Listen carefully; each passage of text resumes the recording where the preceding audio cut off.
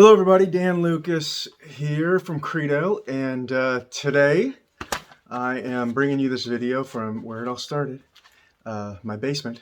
This is where Credo's first office was, and I don't know. Today it looks a little bit like Wayne's World. I think, maybe dating myself a little bit, but Wayne's World was really popular when I was younger, and I guess I don't really look like Wayne. I guess with these on, I look more like Garth, but and shorter hair. But anyway, I don't know. It just feels like Wayne's World down here for some reason. Maybe it's the guitars. But in any case, not coming to you from Aurora, Illinois, coming to you from Johns Creek, Georgia. And today we are on day 7 of our 50 states in 50 days. And today we are doing Maryland. And Maryland, of course, was the 7th state admitted to the Union, and it was admitted on April 28, 1788. So that's actually almost 3 months after Massachusetts. So what was going on? I don't know. I mean, people not like Maryland or something? Seems strange. It seemed like Maryland would be a really popular state. But in any case, Maryland actually has a lot of tax credits. I was surprised when I really started digging into this. What a great state for businesses, to be honest.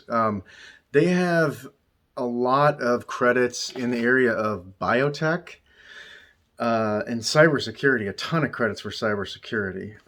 They have a lot of the credits that, like we've talked about before, that are sort of some of the basic run-of-the-mill credits.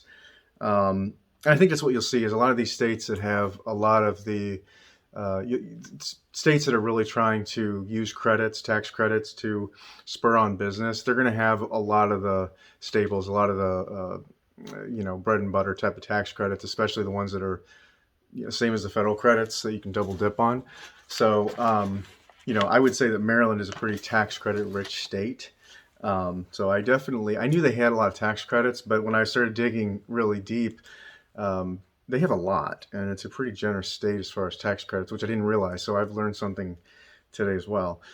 But that being said, I'm not going to be able to go deep into a lot of these because, and maybe not give you as much description as I usually do, because there's just so many of them. And I'm trying to keep these videos to 10 minutes if I can. But let me just kind of run down them pretty quickly, and we'll see where we get to. And then at that point, maybe I'll go into a little more detail on some of the ones that I think are more of interest. But speaking of biotechnology, they have something called the Biotechnology Investment Incentive Tax Credit. And that gives an investor an income tax credit equal to 50% of an eligible investment in a qualified Maryland biotech company. And they call that a QMBC, Qualified Maryland Biotechnology Company. So that's kind of like an angel investor credit, I think, but it's very specific to biotech. We do actually a lot of work in biotech space. And so now that I'm seeing this, I need to dig into this one a little deeper to see if maybe we need to start looking deeper into this for some of our client base, as far as maybe they should be setting up some shop in Maryland to take advantage of some of this. They also have the Brownfields Revitalization Incentive Program, and that is a general credit and it's location based, but it gives tax credits, loans, and grants for redevelopment of eligible type properties. It's like an opportunity zone credit. A lot of cybersecurity credits. And I think what I'm going to do right now is I'm just going to group the cybersecurity ones together and read off all the cybersecurity credits, and then I'll come back to the rest of them. But they have something that's a newer type credit, and it's called Buy Maryland Cybersecurity.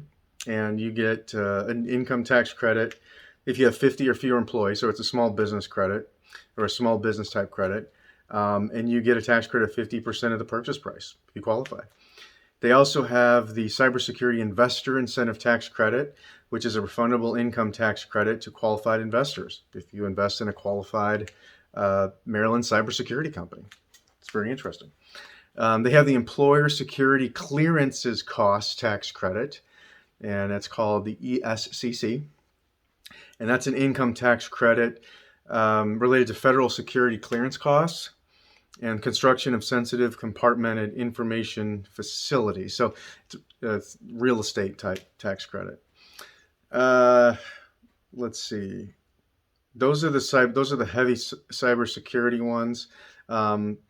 again, kind of piggybacking on that opportunity zone type credit, they have something called the enterprise zone tax credit, which is, again, that's general, it's location based. It provides a real property and state income tax credit for businesses located in a Maryland enterprise zone in return for job creation and investments. So property tax credit, wow, wow, that's awesome. Sometimes, you get into these states, look at like Texas or Florida, where you don't have state income taxes you have to worry about, but you have property taxes, and the property taxes can be pretty heavy. So some of the tax credits that can knock that out, makes it truly a tax-free state, right, for you. So that's a pretty cool one. Definitely something to look at. They have a Hire Our Veterans tax credit. Love veterans, a very soft spot for them. If you haven't seen our interview video on Colonel Rick White, you're going to want to check that one out if you're a veteran softie like I am. But anyway, it provides a state income tax credit to small businesses for hiring qualified veterans based on wages paid to those veteran employees. And I'll tell you what, they're some of the hardest working people I've ever known and have hired. So if you're looking for someone good, hiring a veteran, somebody with military training and background, you can get a tax credit for it. Good move. They have a job creation tax credit, and that's basically just creating new jobs. And if you're creating new jobs and you're a growing company, you're going to want to look at that. They have the Maryland Wineries and Vineyards tax credit. It's obviously very particular to a certain industry, but if you're in that business, it's something you want to look at. They have more jobs for Marylanders, manufacturing tax credit, obviously specific to the manufacturing industry. Looks like job creation in manufacturing, it's more generous than just the general credit, right? And I don't know if you can piggyback the two, if you can get a regular job tax credit and also piggyback it on this one, if you're in manufacturing, a double dip. I'd have to look deeper into that, but suffice to say, if you're in manufacturing, they get to give you more lucrative tax credits than you would get just in general if you were in any other industry. They have something called the One Maryland tax credit, which is if you're a business that invests in an economic development project in a tier 1 county, and that's sort of where they have maps. Georgia has something like that. A lot of these states have opportunity zone maps if they have those types of credits, and you just have to look on those maps and see. A lot of times they do like heat maps type thing where you can see tier 1, tier 2, tier 3, tier 4, and find out what the location is. And a lot of the tiers have different or they have varying tax credits depending on the tier. So basically, if it's an area that they're really trying to revitalize, they're going to make it way more lucrative than maybe another one, right? So you might get a $1,000 tax credit in a tier 1, you might get a $5,000 credit in a tier 5. So definitely something to look at there. Opportunity Zone tax credit. It's a nationwide initiative administered by the U.S. Treasury, and it looks like what they're doing is you get an Opportunity Zone credit if you, and this is really good for capital gains too, if you invest in certain opportunity zones, which is a federal credit, a federal program, but it looks like they're piggybacking on that and giving you a good double dip on that if you do it in Maryland. They have a Regional Institution Strategic Enterprise called RISE tax credit. And it's a job creation tax credit. And it says a RISE zone is a geographic area that has a strong connection with a qualified institution and is targeted for increased economic activity and community development. So they've got several different types of classifications of these economic development zones that they're really trying to push. So, good for them.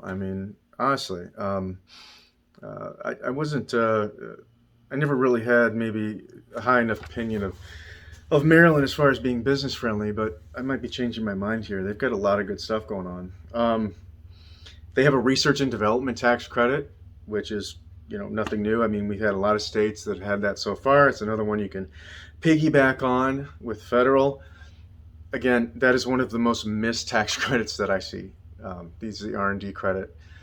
Usually because other people don't know about it or they don't think what they're doing qualifies for it because they have in their mind a fixed mindset about what R&D is. And so if you can get out of that fixed mindset, and if you're doing anything that you're dumping money into something that you're trying to better your business or processes or systems, or you have consultants in there or anything like that, open up your mind a little bit, and you might find something there. And it doesn't take a lot of time. Just ping us or put something in the comments, or add a question if you want. We'll dig into it and we can answer your question for you. It won't take you about maybe 30 seconds if you got something on the top of your head.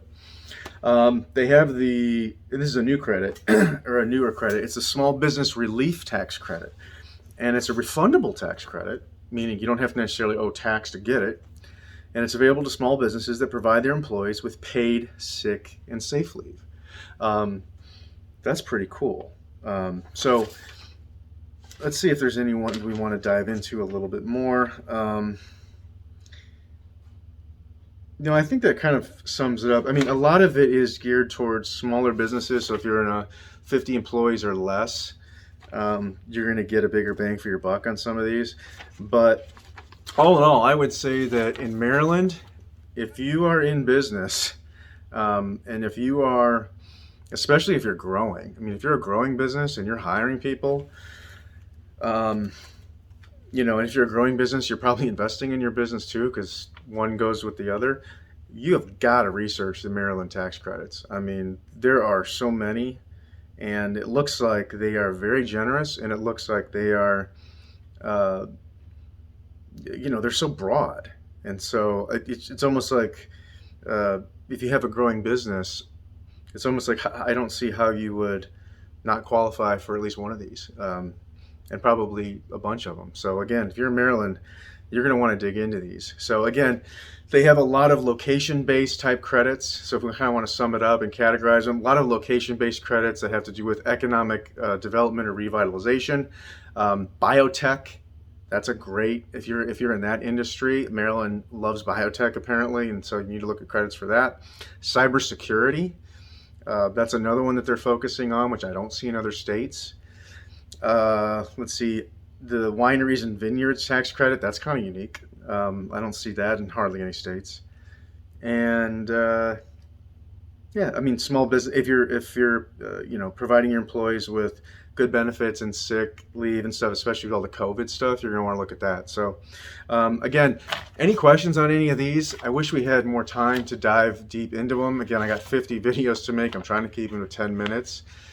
So that we can get as much information out there as possible, and not necessarily to take everybody all the way deep into a really deep education, but just build some awareness and start to have some light bulbs go out as to people going, oh, maybe I have that, or oh, that sounds good, I've never looked at that, or hey, maybe I need to ask my CPA if I qualify for something like that, because there are billions and billions of dollars of unclaimed tax credits every year, and that's just a fact. And I really just think it's because people don't know about them. So I'm really just trying to get the word out there. And if something I said, if you thought, hey, maybe I do qualify for something like that, or I wonder if this qualifies for it, put it in the comments, please. We'll follow up on it, and we'll answer your question, we'll answer your comment. And if anybody knows anything specific or has any comments, if you're a Maryland CPA or if you live in Maryland as a business owner and you're familiar with some of these credits, please, please, please post questions, put comments in here. I want to get as much information out and some conversations going as we can. We'll dig. I mean, Credo and myself, we'll dig into things if you have specific questions, and we'll invest the time if we know it can help you. So please let us know. So that's it for today. God, I wish I had a guitar so I could do the whole Wayne's World thing. Maybe I could do that tomorrow. But it's party time and excellent. Yeah, I am going to keep making these bad jokes, because this is not the most exciting topic for most people. So we gotta sprinkle in a little bit of fun, right? Come on, I gotta make some bad jokes, and you can laugh at me. And I'm okay with that as long as we all save money and pay less tax. So until tomorrow, I will say goodnight. And if you live in South Carolina, you're going to want to see tomorrow's video, because I'm going to talk about South Carolina tomorrow. And that's also a very business-friendly state. So you're going to want to tune into that one if you live in South Carolina. All right, have a great night.